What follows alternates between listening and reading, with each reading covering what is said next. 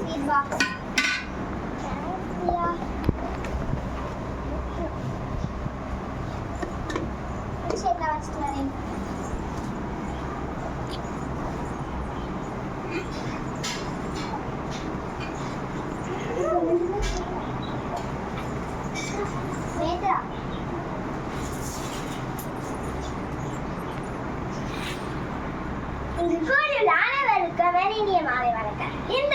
இப்பொழுது நான் பார்த்த நிகழ்ச்சி உங்களுக்கு பிடித்துள்ளதா? அடுத்த நாள் நாம் பொங்கலை பற்றி காணலாமா? பொங்கல் 4 வகைப்படும். அவை போகி, பொங்கல், மாட்டு பொங்கல் மற்றும் காணும் பொங்கல் என்று அழைக்கப்படுகின்றன. போகி என்றால் பழைய பொருட்களை எரித்து புது பொருட்கள் வாங்குக நன்றி.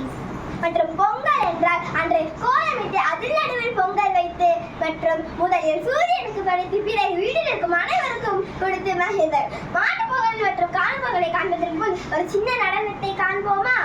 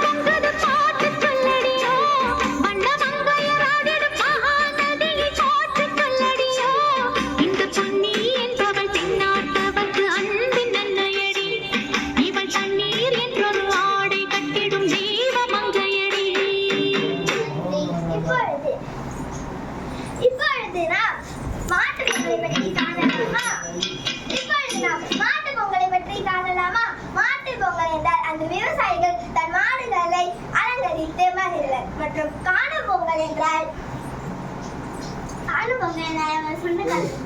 நன்றி.